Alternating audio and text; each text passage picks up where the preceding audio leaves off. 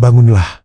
Kau tidak diciptakan untuk tidur selamanya. Kau diciptakan untuk bekerja, untuk menjalani hidup sebagai manusia sejati. Kalimat ini bukan berasal dari seorang jenderal militer, bukan pula dari seorang motivator modern, tapi dari seorang kaisar yang sekaligus seorang filsuf, Marcus Aurelius, penguasa kekaisaran Romawi yang memimpin jutaan orang sambil melatih dirinya untuk tidak dikuasai oleh ambisi, ketakutan, atau kenyamanan dalam catatan pribadinya yang kita kenal sebagai Meditations. Marcus Aurelius menulis bukan untuk dunia, melainkan untuk dirinya sendiri. Ia mendisiplinkan pikirannya lewat tulisan, ia mendisiplinkan tindakannya lewat kesadaran. Dan lewat itu, ia mencontohkan kepada kita satu hal penting, bahwa disiplin bukan sesuatu yang harus dipaksakan dari luar, tapi harus ditanamkan dari dalam.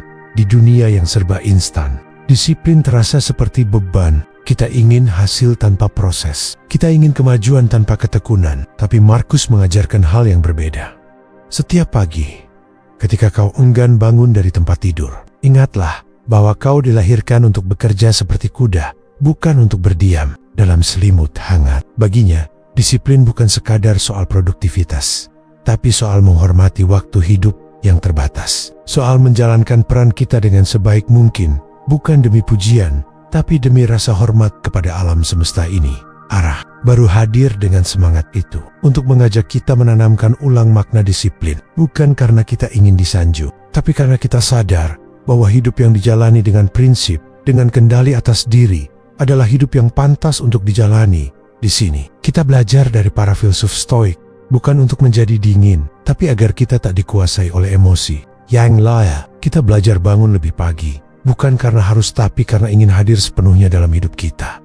Kita belajar bekerja dengan sepenuh hati, bukan karena takut dimarahi, tapi karena tahu hidup ini singkat dan tak ada waktu untuk disia-siakan.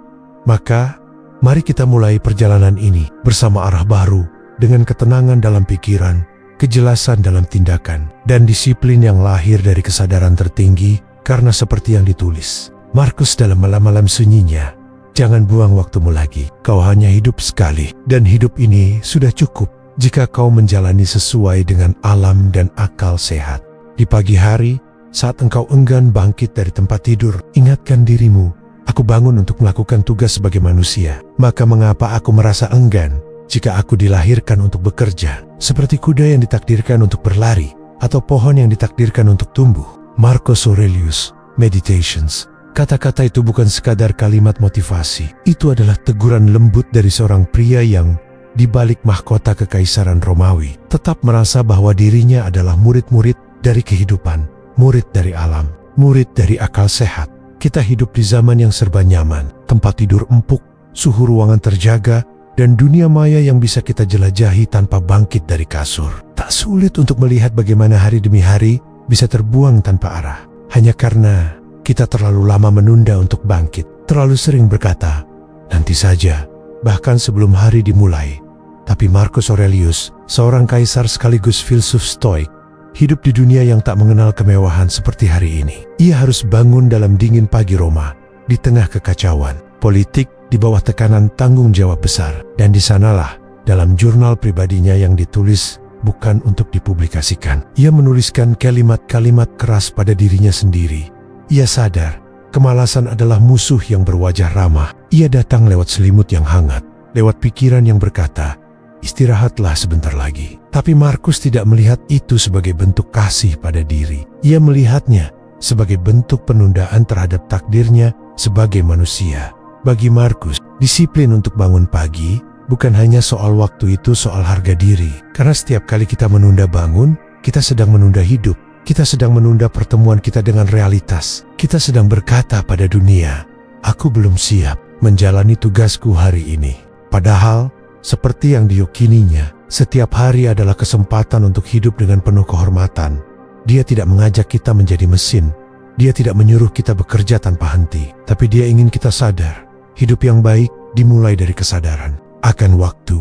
Dan pagi hari adalah ujian pertama. Siapa yang kalah di ujian pertama, seringkali gagal menguasai sisa harinya.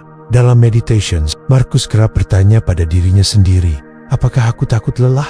apakah aku tidak ingin hidup sebagai manusia yang seutuhnya? Baginya, pekerjaan manusia bukan sekadar rutinitas atau kewajiban sosial. Pekerjaan manusia adalah menghidupi akal sehat, melayani kebaikan, dan menghadapi hari dengan keberanian.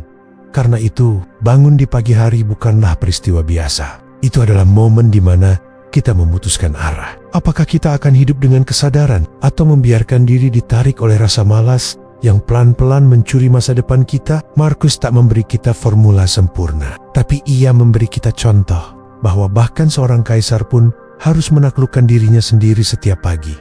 Ia bukan kebal dari rasa malas, tapi ia tak membiarkannya menang. Maka hari ini, saat alarm berbunyi dan tubuh terasa berat, ingatlah satu hal. Kita bukan diciptakan untucked. Kita diciptakan untuk hidup, untuk menghadapi kenyataan, untuk bekerja, mencipta, melayani, bertumbuh dan menjadi manusia yang utuh. Itulah tugas kita, sebagaimana yang selalu diingatkan oleh Markus di tengah kesunyian kamarnya. Dan jika seorang kaisar saja bisa berkata pada dirinya, "Bangunlah dan jalani tugasmu dengan terhormat," mengapa kita tidak bisa? Jika engkau terganggu oleh sesuatu dari luar, itu bukan karena hal itu sendiri yang mengganggumu, tetapi karena penilaianmu terhadapnya, dan penilaian itu bisa kau tarik kembali. Marcus Aurelius, Meditations. Dunia hari ini memuja reaksi spontan. Kita diajarkan untuk segera membalas, segera membuktikan, segera menyerang balik saat disakiti. Emosi dibiarkan mengalir liar, seolah-olah itu tanda keberanian. Padahal, bagi Marcus Aurelius, keberanian sejati justru lahir dari ketenangan dalam ajaran stoikisme. Emosi bukanlah musuh, tapi harus ditempatkan di bawah kendali akal sehat. Kita bukan robot yang mati rasa, tapi kita juga bukan binatang yang hidup dari naluri. Manusia, menurut Marcus, berada di tengah, makhluk rasional yang punya kekuatan untuk memilih reaksinya. Marcus tidak berbicara dari menara gading. Ia menulis Meditations bukan sebagai teori, tapi sebagai upaya untuk menenangkan dirinya sendiri, seorang kaisar yang menghadapi pengkhianatan politik, kehilangan anak-anaknya, dan tekanan perang yang tiada henti. Namun, dari catatan pribadinya, kita tidak menemukan luapan kemarahan. Yang kita temukan adalah usaha untuk tetap jernih. Ia pernah menuliskan, seseorang yang marah sering menyakiti dirinya lebih dalam daripada orang yang membuatnya marah. Kemarahan, ketakutan, kecemburuan, rasa bersalah, semuanya adalah bentuk emosi yang jika tidak dijaga akan menjadi racun yang kita minum sendiri. Dan yang paling menyedihkan, kata Marcus, adalah ketika kita tahu itu bisa dikendalikan, tapi kita memilih untuk tidak melakukannya. Maka, bagaimana seharusnya kita hidup? Bagi Marcus, jawabannya sederhana tapi menantang. Belajarlah menunda reaksi. Amati dirimu saat emosi mulai muncul. Jangan langsung percaya pada pikiran pertamamu, karena menurutnya, pikiran pertama adalah warisan dari insting. Tapi, pilihan untuk memilah dan memurnikan pikiran itulah yang menunjukkan apakah kita manusia yang dewasa secara batin. Ia menulis, jangan berkata, "Aku terluka," tetapi katakan, "Aku telah menilai bahwa aku terluka dan itu bisa kuubah." Inilah kekuatan stoikisme. Ia tidak mengajarkan kita untuk menyangkal rasa sakit, tapi untuk menolak menjadi budak dari rasa sakit itu. Dalam setiap kemarahan, kita diberikan celah-celah kecil untuk bertanya, apakah ini pantas? Aku biarkan mengambil alih seluruh kendaliku. Sayangnya, di zaman sekarang, kita justru diajak untuk hidup sebaliknya. Media sosial mendorong reaksi cepat. Lingkungan mengajarkan bahwa diam dianggap lemah. Tapi Marcus dengan tenang mengingatkan kita bahwa diam bukan lemah. Diam adalah bentuk tertinggi dari kekuatan. Saat kita tahu bahwa kita bisa meledak, tapi memilih tidak disiplin diri. Menurut Marcus, bukan hanya soal bangun pagi atau bekerja keras, tapi juga soal menjaga batin tetap jernih saat dunia mulai keruh. Saat orang lain menghina, kita tidak langsung membalas. Saat keadaan tak sesuai harapan, kita tidak membiarkan diri dirusak oleh amarah.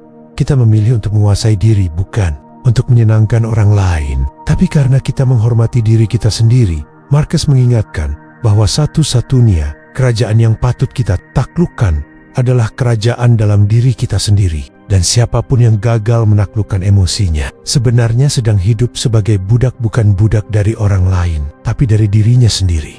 Dan jika seorang kaisar bisa menulis itu pada dirinya, maka kita pun bisa berkata hal yang sama saat amarah mulai membara. Ini hanya emosi, ini hanya reaksi sesaat. Aku adalah manusia yang diberi kemampuan untuk memilih, bukan binatang yang bergerak karena dorongan. Maka pada akhirnya, disiplin sejati bukan hanya soal tubuh, tapi soal pikiran dan hati, dan kendali atas emosi adalah latihan harian yang tidak terlihat, tapi sangat menentukan siapa diri kita sebenarnya. Serigala, singa, lembu, tumbuhan, semuanya diciptakan untuk menjalani perannya masing-masing. Maka mengapa manusia yang diberi akal justru enggan menjalankan perannya? Marcus Aurelius, Meditations, di dalam dunia yang gemar membandingkan dan meremehkan, kita sering lupa bahwa setiap manusia memikul peran yang tak bisa ditukar. Kita membayangkan bahwa menjadi penting berarti harus terlihat, harus berada di puncak, harus diakui. Tapi bagi Marcus Aurelius, filsuf sekaligus kaisar, kebesaran justru lahir dari menjalankan peran kita dengan penuh tanggung jawab apapun bentuknya. Marcus tidak menulis dari bangku sekolah filsafat. Ia menulis dari medan nyata di tengah tekanan politik, di bawah beban keputusan militer, di hadapan kematian anak-anaknya, dan di dalam keheningan batin yang terus diuji. Namun, dalam semua itu, ia tidak pernah menuntut hidup yang lain. Ia tidak mengeluh menjadi kaisar. Ia juga tidak mencari jalan keluar untuk menjadi orang biasa. Ia hanya bertanya satu hal setiap pagi. Apa tugasku hari ini sebagai manusia? Sebagai pemimpin? Sebagai bagian dari semesta ini? Itulah inti dari prinsip Stoik tentang peran hidup. Menurut Marcus, kita tidak memilih peran kita di dunia, tapi kita bisa memilih bagaimana kita menjalaninya. Seperti seorang aktor yang dipanggil ke atas panggung entah sebagai raja atau pengawal, entah sebagai protagonis atau figuran. Tugasnya bukan menuntut naskah yang lain, tapi memainkan peran itu. Dengan sepenuh jiwa, ia menulis, apapun yang terjadi padamu telah disusun untukmu sejak awal. Tugasmu adalah menerima dan menjalaninya dengan kehormatan. Tanggung jawab bukan beban, melainkan bentuk tertinggi dari penghargaan terhadap kehidupan. Kita menjalani peran sebagai anak, sebagai saudara, sebagai teman, sebagai pekerja, sebagai pemimpin kecil dalam ruang hidup kita masing-masing. Dan tidak ada yang terlalu kecil untuk dijalani dengan rasa tanggung jawab. Marcus sendiri melihat kekuasaan bukan sebagai hak, tapi sebagai beban moral. Ia tidak pernah membanggakan tahtanya. Justru ia takut jika kekuasaan menjauhkan dirinya dari tugas utamanya sebagai manusia yang berpikir dan bertindak dengan kebajikan. Dalam Meditations, ia sering menegur dirinya sendiri. Jangan biarkan dirimu tergoda untuk mencari yang mudah. Tugasmu adalah menjalani yang benar. Dan yang benar seringkali tidak menyenangkan. Tapi itulah disiplin. Itulah akar dari keteguhan. Jalani peranmu meski tidak dilihat.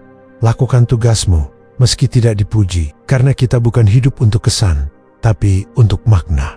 Stoikisme mengajarkan bahwa hidup ini seperti jaringan. Apa yang kita lakukan akan berpengaruh meski tak terlihat. Maka jika satu simpul lepas, seluruh sistem goyah. Begitu pula dalam hidup manusia. Ketika satu orang mengabaikan perannya, entah sebagai ayah yang absen, rekan kerja yang tak jujur, atau pemimpin yang hanya memikirkan diri sendiri, maka runtuhlah keseimbangan itu. Tanggung jawab bukan soal besar kecilnya peran, tapi tentang sepenuh apa kita menjalaninya. Maka saat kita merasa pekerjaan kita tidak penting, ketika kita merasa hidup kita biasa saja, kita bisa kembali ke ajaran Marcus. Jangan mencari kehormatan di tempat yang bising, carilah di dalam batin. Lewat tindakan yang selaras dengan akal dan kebajikan. Tugas utama kita bukan bersaing, tapi menyempurnakan tugas yang telah dipercayakan kepada kita. Dan tugas itu berubah-ubah. Kadang kita harus jadi pendengar, kadang jadi pengingat, kadang harus bicara. Tapi apapun itu, jalani dengan penuh kesadaran bahwa itu bukan kebetulan tapi amanah. Karena pada akhirnya, kita semua hanya punya satu pilihan. Apakah kita akan menjalani hidup dengan bertanggung jawab atau menghabiskannya dengan penyesalan? Karena terus menghindar. Dan Marcus Aurelius dalam kesunyian pribadinya yang agung sudah memberi jawaban bukan lewat kata-kata kosong, tapi lewat hidupnya sendiri. Ambisi terhadap pujian dari orang lain adalah perbudakan. Kau sedang menukar kemerdekaan jiwamu dengan penilaian yang tak pasti. Marcus Aurelius, Meditations. Sejak kecil, kita diajari untuk berlomba untuk menjadi yang terbaik, untuk mendapatkan nilai tertinggi, untuk dipuji karena pencapaian. Sedikit demi sedikit, tanpa sadar, kita belajar bahwa makna dari sebuah tindakan bukan di dalam tindakan itu sendiri, tapi disorak-sorai orang lain setelahnya. Namun Marcus Aurelius melihat hidup dengan kacamata yang berbeda. Sebagai kaisar Romawi, ia berada di puncak kekuasaan, posisi yang bisa saja membuat siapapun tenggelam dalam pujian dan kemegahan. Tapi justru dari posisi itulah, ia mengingatkan kita tentang bahaya tersembunyi dari pengakuan.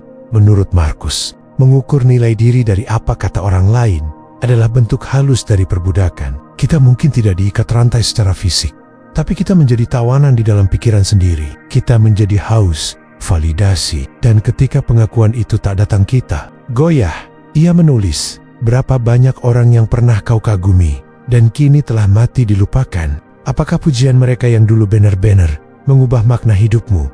Marcus bukan sedang menyuruh kita untuk acuh tak acuh. Ia tidak berkata bahwa apresiasi itu salah, tapi yang ia tegaskan adalah, jangan biarkan nilai dari tindakanmu ditentukan oleh sorakan penonton.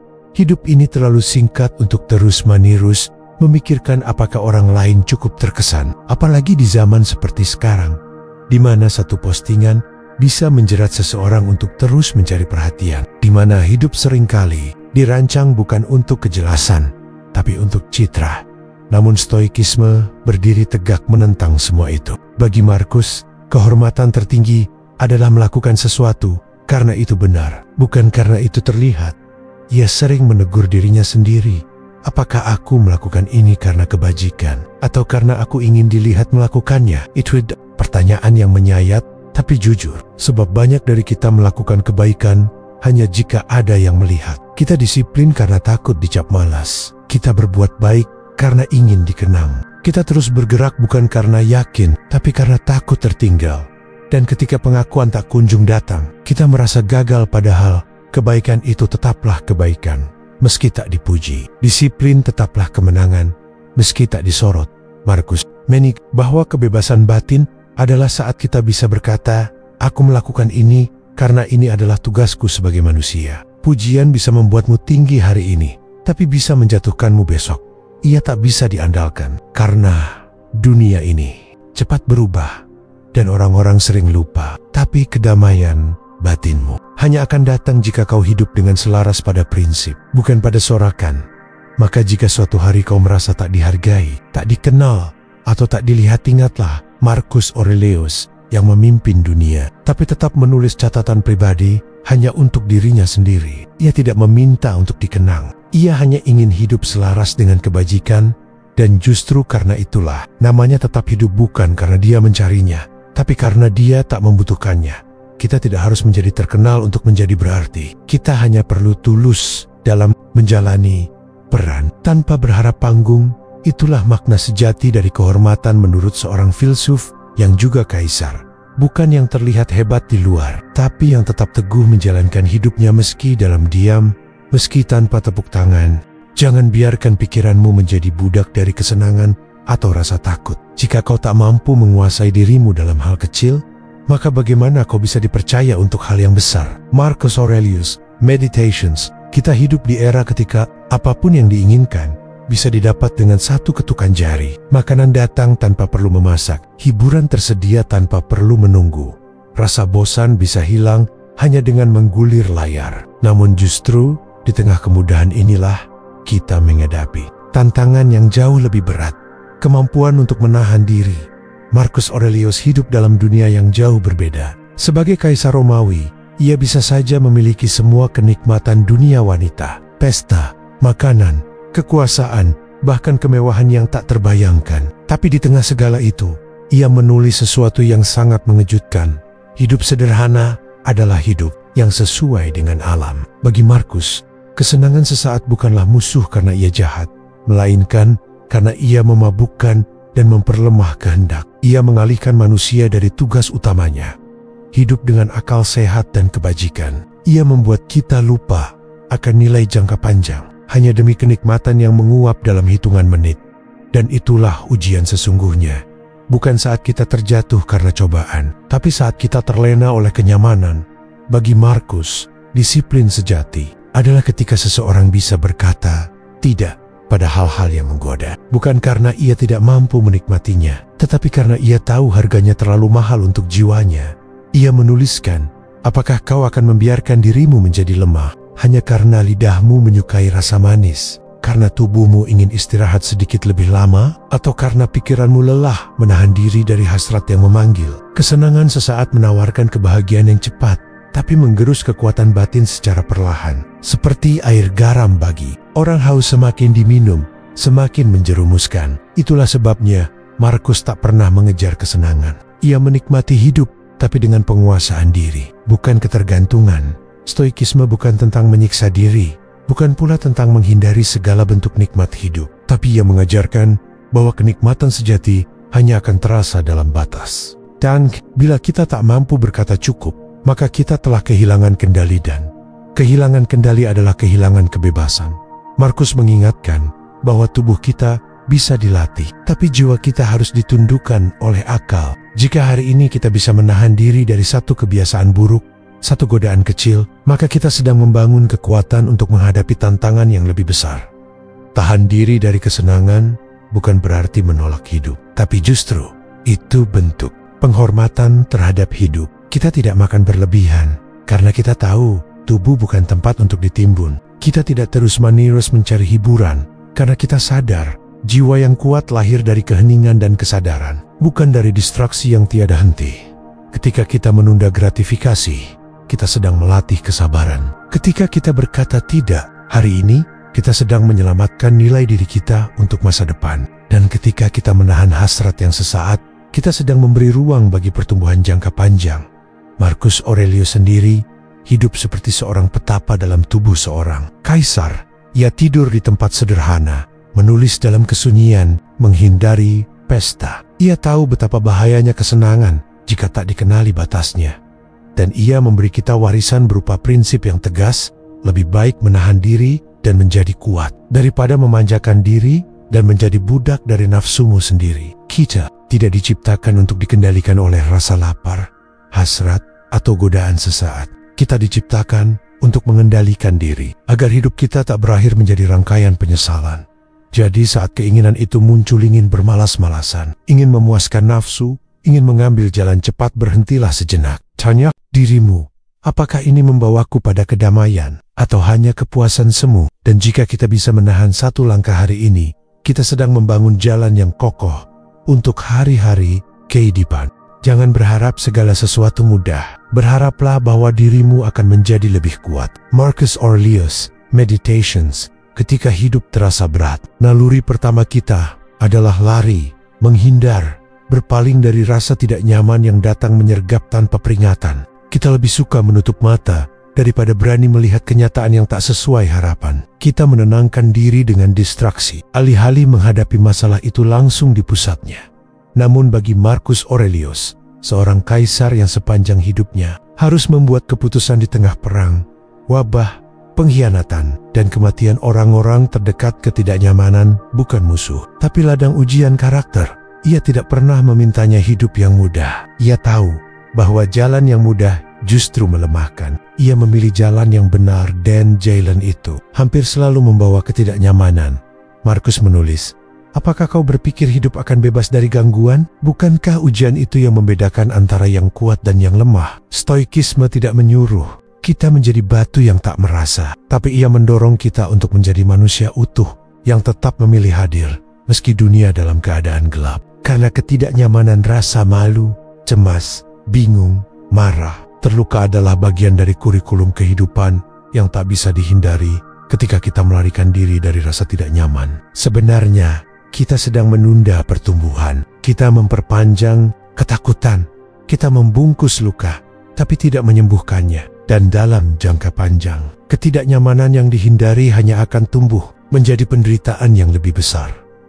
Marcus tidak pernah melawan kenyataan. Ia menerimanya. Tapi penerimaan baginya bukan berarti pasrah, melainkan keberanian untuk menghadapi apapun yang datang tanpa kehilangan kendali atas diri sendiri.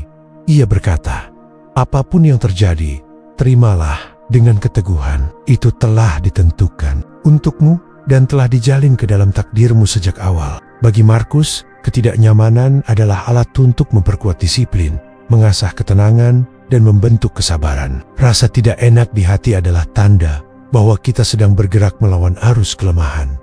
maka saat tubuhmu menolak bekerja, ketika pikiranmu ingin menyerah, ketika harapanmu jatuh satu persatu, stoikisme mengajarkan, hadapi, jangan kabur, jangan biarkan perasaan sementara mencuri tujuan besarmu. Hidup tidak menawarkan kenyamanan abadi, tapi ia menawarkan kemungkinan untuk menjadi lebih kuat, lebih bijak, lebih tangguh jika kita memilih untuk hadir dalam ketidaknyamanan itu dan berjalan melewatinya.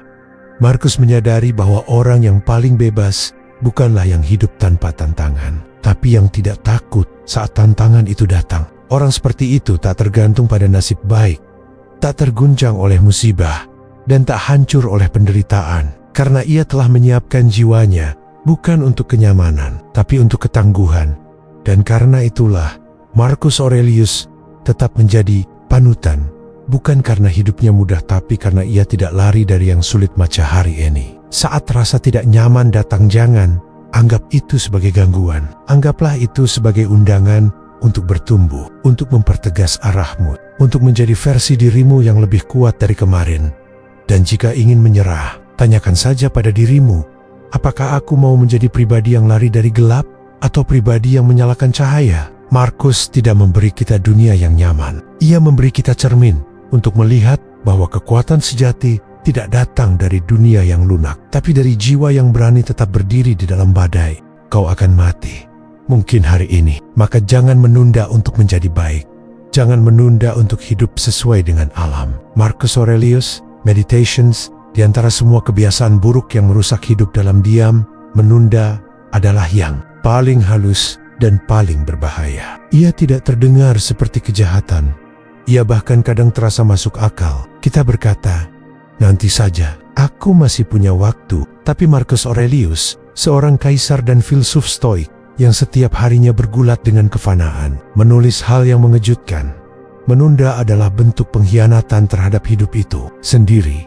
Marcus hidup dengan kesadaran penuh bahwa waktu adalah sesuatu yang tidak bisa dikembalikan. Ia menyaksikan kematian orang-orang terdekatnya. Ia menghadapi penyakit, pemberontakan, dan krisis yang tak bisa ditebak. Dari semua itu, ia belajar satu hal, hidup ini rapuh dan justru karena itu, ia harus dijalani dengan sepenuh hati. Sekarang, juga ia menulis. Berapa lama lagi kau akan menunda untuk menjadi orang yang kau tahu harusnya kau jadi? Pertanyaan itu bukan sekadar refleksi, tapi sebuah dorongan tajam seolah ia sedang menegur dirinya sendiri dan juga kita semua. Karena dalam realitas, terlalu banyak orang yang hidup di nanti. Nanti aku akan berubah. Nanti aku akan mulai serius. Nanti aku akan minta maaf. Nanti aku akan mencintai hidupku. Padahal, seperti kata Markus, nanti adalah ilusi. Satu-satunya yang benar-benar kita miliki adalah sekarang. Stoikisme mengajarkan bahwa waktu bukan hanya terbatas, tapi juga tidak bisa kita kendalikan. Hari esok belum tentu tiba. Maka satu-satunya hal yang rasional adalah bertindak hari ini, saat ini, tanpa menunggu suasana hati atau keadaan ideal. Markus bahkan mengecam kebiasaan menunggu waktu yang tepat. Ia berkata, kau duduk menunggu, seolah hidupmu tak punya batas. Kau membuang waktu seperti kau punya cadangannya. Padahal satu-satunya hal yang tak bisa dikembalikan adalah waktu yang hilang. Disiplin diri yang sejati berarti bertindak sekarang, walaupun kita tidak merasa siap, karena seringkali perasaan belum siap hanyalah cara halus dari rasa takut untuk gagal atau tidak sempurna. Tapi bagi Markus, kesempurnaan bukan tujuan. Yang penting adalah menghidupi prinsip. Sekarang juga, menunda juga berarti meletakkan kekuatan kita keluar diri. Kita berpikir nanti, saat aku lebih tenang. Nanti saat ada waktu luang. Tapi kita lupa tenang, dan luang tidak datang begitu saja. Kitalah yang menciptakan ketenangan lewat tindakan. Kita yang memahat makna melalui kerja, bukan melalui harapan kosong. Dan lebih dari itu, menunda berarti tidak menghargai hidup. Bayangkan betapa angkuhnya kita saat berkata, aku akan melakukannya besok, padahal kita tak punya kendali penuh. Apakah besok akan datang? Marcus Aurelius hidup seolah-olah setiap hari adalah hari terakhir, tapi bukan dalam ketakutan. Justru dalam kehormatan. Ia menjalankan tugas-tugas berat, menghadapi kritik, membuat keputusan penting bukan karena ia merasa nyaman, tapi karena ia sadar hari ini adalah satu-satunya jaminan nyata yang diberikan oleh semesta. Jadi saat kamu merasa ingin menunda, berhentilah sejenak. Tarik napas dalam-dalam, lihat jam, dan ingat kata-kata Markus. Bekerjalah seolah-olah hidupmu memang tergantung pada ini. Karena memang demikian. Satu tindakan hari ini lebih berharga daripada 1000 niat di hari esok. Satu kata maaf yang terucap hari ini lebih tulus dari 1000 rencana untuk berubah yang terus ditunda. Satu langkah kecil sekarang akan jauh lebih berarti daripada 100 langkah yang hanya tinggal wacana. Jangan menunggu siap untuk berubah. Jangan menunggu tenang untuk memulai. Jangan menunggu berani untuk melangkah. Lakukan sekarang. Karena sekarang adalah satu-satunya waktu yang pernah benar-benar ada. Pikiranmu akan menjadi seperti yang paling sering kau biarkan masuk ke dalamnya. Maka, jagalah ia seperti penjaga benteng. Jangan izinkan sembarang gagasan mengambil alih ruang batinmu. Marcus Aurelius, Meditations. Setiap hari, kita mandi untuk membersihkan tubuh. Kita menyikat gigi, mencuci muka, merapikan pakaian. Tapi ada satu hal yang sering kita lupakan. Membersihkan pikiran. Padahal justru di sanalah di dalam benak yang terus bekerja diam-diam. Dalam ruang yang tidak dilihat siapapun segala keputusan, sikap, dan arah hidup ditentukan. Bagi Marcus Aurelius, pemimpin tertinggi kekaisaran Romawi, sekaligus filsuf, stoik, menjaga pikiran tetap jernih bukanlah kemewahan spiritual. Itu adalah kebutuhan harian, seperti makan dan bernapas. Ia menulis Meditations bukan untuk orang lain, tapi sebagai sarana menyapu pikirannya sendiri dari amarah, dendam, ketakutan, dan ambisi yang menyimpang. Ia sadar bahwa pikiran manusia adalah ladang. Jika tidak ditanami dengan bijaksana, ia akan tumbuh liar oleh boni-bani dari luar pendapat orang. Rasa iri, pikiran negatif, kekhawatiran akan masa depan, penyesalan akan masa lalu. Jangan biarkan pikiranmu terseret ke arah yang murahan. Panggillah ia kembali kepada kejernihan dan ketenangan, tulis Markus. Membersihkan pikiran, bagi Markus, adalah latihan batin yang harus dilakukan setiap hari. Tidak cukup hanya sekali, atau saat kita merasa terganggu, karena gangguan pikiran itu seperti debu. Ia datang setiap hari, bahkan saat kita diam. Ia menempel pelan, tapi bisa menumpuk dan menggelapkan kejernihan nurani. Kita hidup di dunia yang bising, berita yang memancing emosi, media sosial yang menumbuhkan rasa kurang, opini orang lain yang menyusup ke dalam ruang pribadi kita. Tanpa kita sadari, kita menyerap semuanya. Dan jika tidak disaring, itu semua akan menjadi suara-suara yang mengarahkan hidup kita menjauh dari nilai yang sesungguhnya. Itulah sebabnya Markus menuliskan pemikirannya setiap hari. Ia mengecek hatinya. Apakah hari ini aku terlalu terikat pada pujian? Apakah aku mulai membenci? Apakah pikiranku jernih? Atau mulai keruh oleh rasa tidak suka dan rasa takut? Pikiran yang tidak diawasi akan menjadi musuh bagi tuannya sendiri. Tulisnya lagi, membersihkan pikiran bukan berarti berpura-pura bahagia. Bukan pula menolak realitas, tapi itu berarti mengenali isi pikiran, lalu memilah mana yang layak dipelihara dan mana yang harus dilepaskan. Markus mengajarkan kita untuk hidup seperti penjaga gerbang batin. Tidak semua pikiran boleh masuk. Tidak semua perasaan pantas dituruti. Kita harus belajar berkata pada diri sendiri, ini hanya rasa khawatir, ini hanya opini, ini hanya gangguan yang datang dan akan berlalu. Dan yang lebih penting, ia mengingatkan kita bahwa pikiran yang jernih adalah tanah tempat kebajikan tumbuh. Tanpa kejernihan, kita tidak bisa berlaku adil. Tanpa kejernihan, kita tak bisa bersikap tenang, tak bisa bijak, dan akhirnya terombang-ambing oleh hal-hal kecil yang tidak penting. Maka membersihkan pikiran adalah bentuk disiplin batin tertinggi. Sama seperti tubuh yang dilatih dengan kerja dan gerak, pikiran pun perlu disucikan dengan perenungan, kesadaran, dan introspeksi setiap malam. Markus menutup harinya dengan pertanyaan sederhana. Apa yang kulakukan hari ini dengan baik? Apa yang seharusnya bisa kulakukan lebih baik? Apa yang meracuni pikiranku tanpa kusadari? Dan disitulah kebebasan sejati dimulai. Bukan saat kita bisa melakukan apa saja, tapi saat kita bisa mengarahkan pikiran kita untuk tetap tegak di tengah dunia yang kacau. Karena pikiran yang bersih bukanlah pikiran yang kosong, tapi pikiran yang tahu kapan harus diam, kapan harus tegas, kapan harus melepaskan, dan kapan harus berdiri teguh pada prinsip jadi hari ini. Luangkan waktu sejenak, diamlah dalam keheningan, tinjau isi pikiranmu. Apa yang terlalu kau pikirkan? Apa yang tak layak lagi kau simpan? Dan jika ada sesuatu yang meracuni ketenanganmu, Markus mengingatkan kita, lepaskan, kau bukan budak pikiranmu, kau adalah tuannya. Kapanpun kau merasa tergoda untuk tidak berlaku baik, ingatlah, kau diciptakan untuk kebajikan, bukan untuk kenyamanan. Marcus Aurelius, Meditations. Kebaikan di zaman ini sering dijadikan aksesori. Ia dilakukan jika sempat, jika suasana hati sedang baik, jika lingkungan mendukung. Tapi Marcus Aurelius, filsuf dan kaisar Romawi, meletakkan standar yang jauh lebih tinggi. Berbuat baik bukan sekadar pilihan moral, melainkan tanggung jawab yang tidak bisa ditunda. Sebagai kaisar, Marcus tidak pernah menjadikan kekuasaan sebagai alasan untuk menghindari kebajikan. Ia tahu, semakin tinggi posisi seseorang, semakin besar tuntutan untuk berlaku adil, sabar, dan jujur. Ia hidup bukan untuk disembah, tapi untuk melayani. Ia tahu bahwa keberadaan manusia di dunia bukan untuk menuntut, tapi untuk memberi nilai. Melalui tindakan dalam Meditations, ia menulis, seperti semut diciptakan untuk bekerja sama, seperti pohon diciptakan untuk memberi buah, maka manusia diciptakan untuk berlaku baik. Dengan kata lain, berbuat baik adalah bagian dari kodrat manusia. Itu bukan proyek idealis, bukan amal opsional yang boleh ditunda atau ditawar-tawar. Itu adalah napas kedua dari eksistensi kita. Namun, di dunia yang terlalu menghargai efisiensi dan pencitraan, kebaikan seringkali terasa tidak praktis. Kita bertanya apa untungnya? Kita khawatir kebaikan kita dimanfaatkan, tidak dihargai, bahkan dicurigai. Kita ingin menjadi baik, tapi hanya jika itu aman.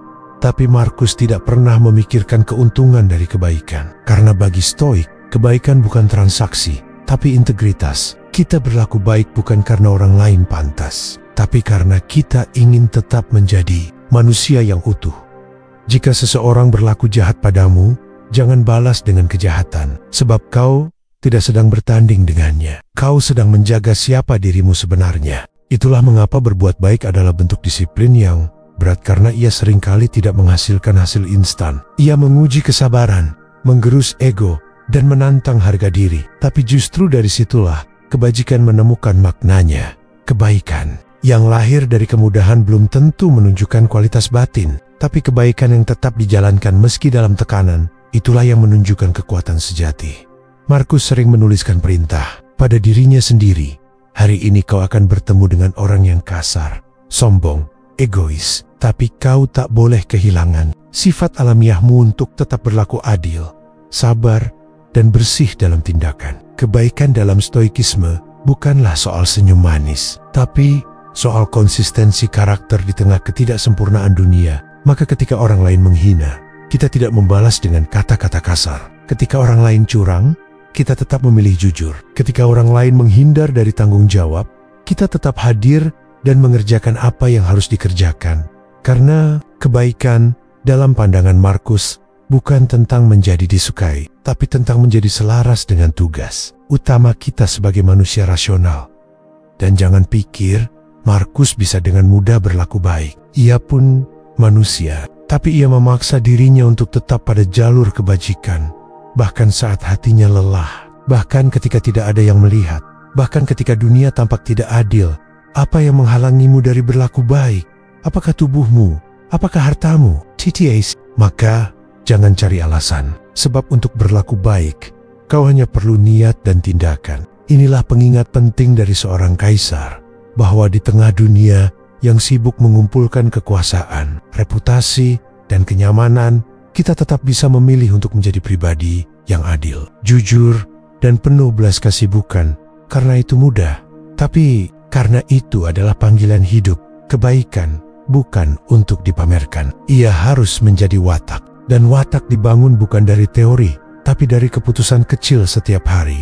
Untuk tidak membalas dendam. Untuk tetap membantu meski tak dibalas. Untuk tetap lembut meski dunia keras. Karena pada akhirnya, manusia akan diingat bukan dari apa yang ia punya, tapi dari apa yang ia berikan kepada dunia. Jangan bertindak seolah hidup ini akan berlangsung selamanya. Kematian menantimu. Selagi hidup masih kau genggam, gunakanlah ia dengan baik. Marcus Aurelius, Meditations. Kematian adalah kenyataan paling pasti, namun paling sering diabaikan. Kita hidup seolah punya waktu tak terbatas. Kita menunda hal-hal penting. Kita menaruh impian di ujung hari, berharap akan tiba waktunya. Kita memperlakukan hidup bukan sebagai sesuatu yang rapuh, tapi sebagai barang yang bisa ditambah kapan saja. Tapi Marcus Aurelius, kaisar Romawi dan filsuf Stoik, justru menjadikan kematian sebagai pengingat harian. Ia tidak menghindari pembicaraan tentang Agel. Ia tidak menganggapnya sebagai sesuatu yang menakutkan. Ia melihatnya sebagai bagian dari alam. Dan justru karena ia mengingat kematian, ia bisa menghargai hidup dengan lebih jernih. Kau bisa mati kapan saja, maka biarkan ini membimbing ucapan, pikiran, dan perbuatanmu. Stoikisme menyebut praktik ini sebagai memento mori. Ingatlah bahwa kau akan mati, tapi bukan dalam nada suram. Ini bukan untuk membuat kita takut, tapi untuk membuat kita sadar bahwa waktu adalah aset paling mahal, dan setiap detiknya adalah peluang untuk bertindak sesuai nilai terbaik kita.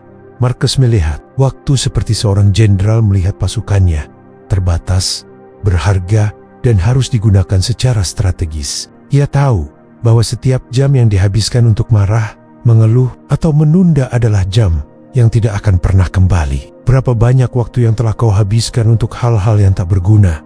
Berapa banyak yang tersisa? Gunakanlah waktumu seperti seorang yang akan diadili oleh nuraninya sendiri. Bayangkan, seorang kaisar yang bisa saja hidup dalam kemewahan, menikmati segala hiburan Romawi, melempar tugas pada bawahannya justru memilih untuk hidup sederhana, bangun sebelum fajar, dan menulis katitan-katitan batin tentang kefanaan, tanggung jawab, dan nilai kebajikan. Karena bagi Marcus, hidup panjang tidak penting, yang penting adalah hidup secara benar. Ia tidak ingin dikenal karena kekuasaannya, ia ingin dikenal, jikapun dikenal, sebagai seseorang yang menggunakan waktu hidupnya untuk menjadi manusia yang jujur, adil, sabar, dan berpikir jernih meskipun tak ada yang menyaksikan. Kematian, menurut Marcus, bukan akhir yang harus ditakuti, tapi cermin yang harus digunakan untuk memeriksa diri hari ini. Sudahkah kita hidup dengan penuh makna? Sudahkah kita mencintai orang-orang yang penting? Sudahkah kita mengisi hari ini dengan sesuatu yang benar-benar bernilai? Karena satu-satunya hal yang lebih menyedihkan daripada kematian adalah hidup yang dihabiskan tanpa kesadaran. Marcus menyarankan kita untuk memperlakukan setiap hari seolah itu adalah hari terakhir, bukan agar kita panik, tetapi agar kita berani menyaring apa yang penting dan mengabaikan sisanya. Kita tidak lagi terikat oleh keinginan untuk tampil hebat atau memenangkan semua perdebatan. Kita mulai hidup dari esensi, bukan dari kebisingan dunia. Lakukan setiap tindakan, ucapkan setiap kata, pikirkan setiap gagasan, seolah itu adalah yang terakhir yang akan kau tinggalkan pada dunia ini. Itulah kemuliaan stoikisme. Hidup dengan keberanian, bukan ketakutan. Hidup dengan kesadaran, bukan kelalaian. Dan jika hari ini kita mengingat bahwa kematian bisa datang kapan saja, maka kita akan lebih berhati-hati dalam berbicara, lebih lembut dalam bersikap, lebih jujur dalam bekerja, dan lebih damai dalam menjalani. Hidup bukan tentang berapa lama, tapi tentang seberapa jernih kita menjalaninya.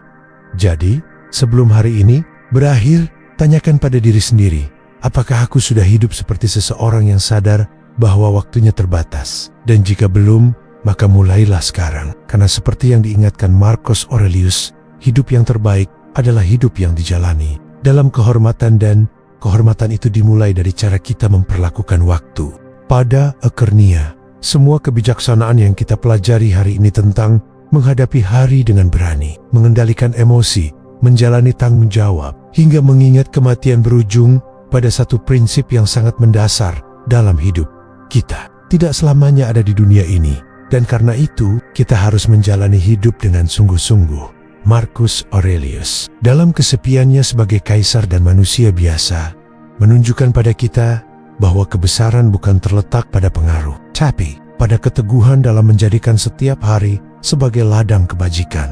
Hidup tidak menunggu kita siap. Dunia tidak akan selalu ramah, tapi kita selalu bisa memilih untuk hidup dengan prinsip.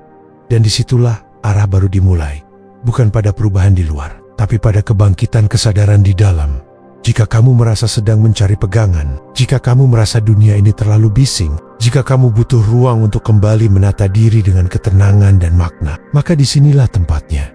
Channel Arah Baru bukan sekadar ruang untuk mendengarkan kata-kata. Ini adalah perjalanan untuk mengenali diri, membentuk karakter, dan berdamai dengan hidup melalui lensa filsafat, kesadaran, dan keheningan.